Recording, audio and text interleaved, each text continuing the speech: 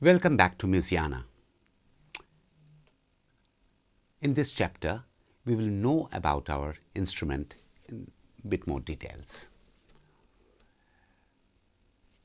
In future, you might have to refer to this episode because I always prefer to explain things in a non-technical fashion.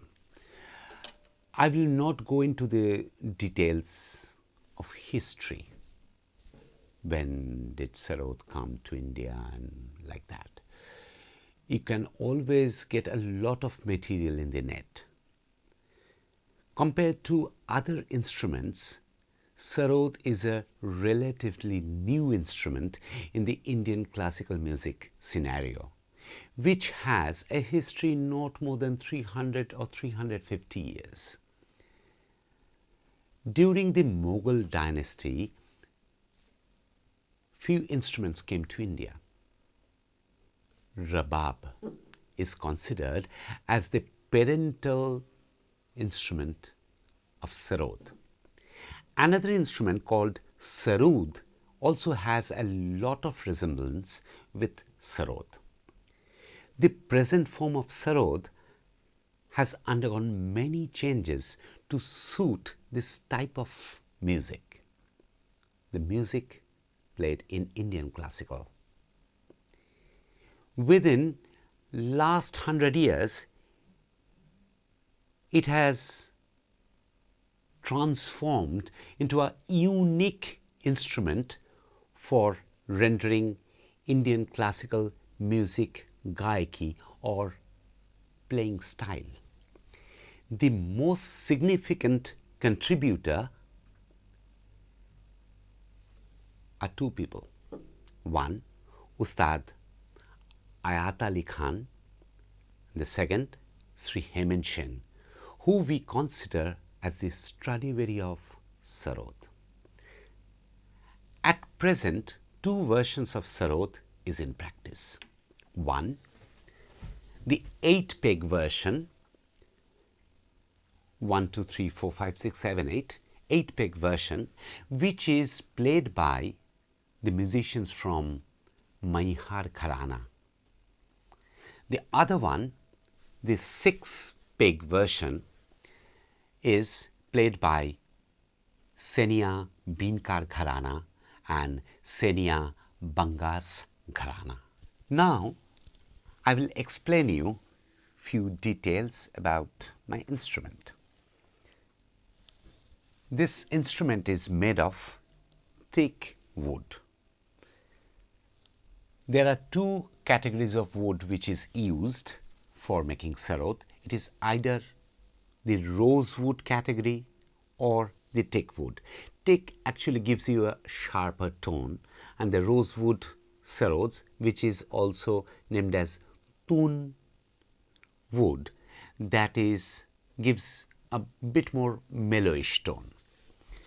Now, as you can see, the drum of the instrument is covered with goat skin.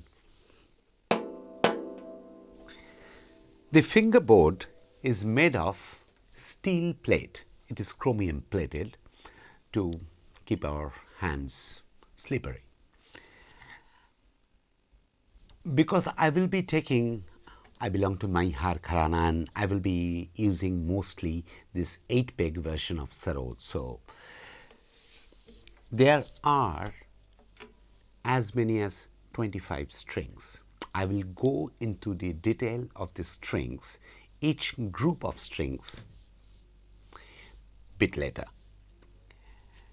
You can see the golden portion. This is actually an ornamental part of the instrument. The instrument looks smarter, and also it keeps the balance of the instrument. As you can see, the right side is a lot heavier than the left side, and this helps to keep the balance of the instrument. There is a notion that it changes the sound quality, but I don't think so. This is the first bridge or the main bridge. This is called the ara or the second bridge, and this is the chikari or rhythm string bridge. These are the three bridges which holds all the strings. Now with the group of strings, as you can see, these four pegs, these four strings are called the main strings. Why are they called the main strings? Because only with these four strings we play in both hand, the right hand and also the left hand.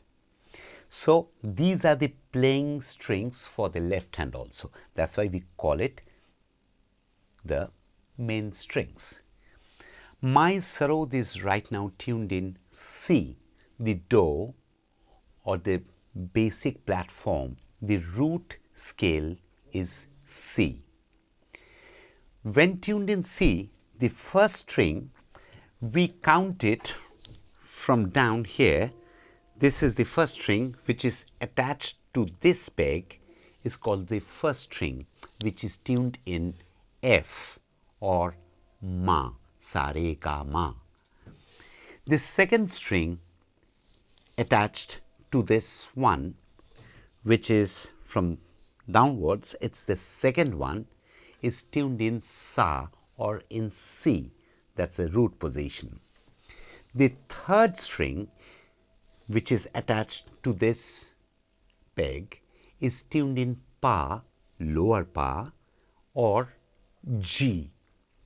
The fourth string is attached to this, the farthest peg, which is again tuned in C but one octave lower. So first, second, third, fourth. Please keep in mind, because we will be referring to you like play the first string or play the third string or fourth string or the second. So we consider the lowest string, this one, as the number one string, number 1, 2, 3 and 4. Now with these four strings, they are called the jawari strings, because these strings we don't play with our left hand. It is tuned according to the rag played, and that gives the, when we, it gives that jawari sound. That's why these strings are called the jawari string. And there you tune it, the first one, this string will be referred as the fifth string in C again. Then the next one is tuned in ga or the E note. The third one is tuned in re or D note, and the last one, the furthest one, is tuned in ni or B note. These four are again called jawari strings. Now we have a group of two pegs which are called the chikari strings. Chikari is tuned one octave higher, same note C. These are our rhythm strings. These strings are also played only with our right hand. And now we have a group of 15 strings which are called the taraf strings or the sympathetic strings. And these strings, we neither play it with our right hand nor with our left hand, but it vibrates. Whenever we play one note, it is tuned according to the scale which you are playing. We play raga music, so in every raga there are few designated fixed notes, and we tune it according to that, like starting from say B, C, D, E. Maybe in that rag E or the ga is a very prominent note. Then we can tune two gas, then go to F. G or the fifth note is a very prominent or the dominant note of that rag. So we can again tune two pas or the two Gs, then comes A, B, and we tune it up to higher G or the note pa. When we play that particular note, the taraf vibrates. For that, you need to tune it the exact frequency. You will get used to it. And regarding tuning the instrument, these four strings, if you have to go up, it is clockwise, like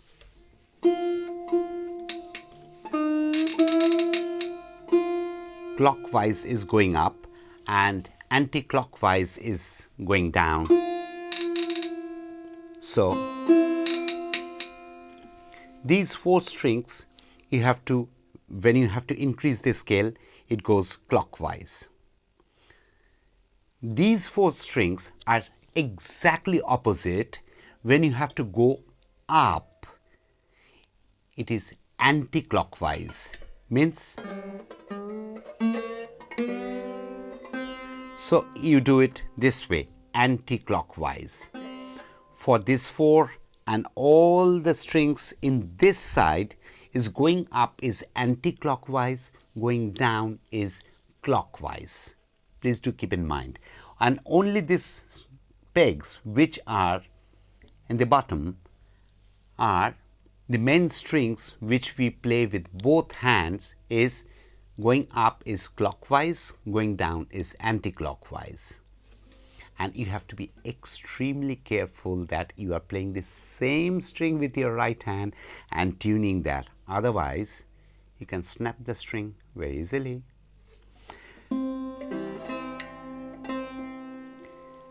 And now we know that the basic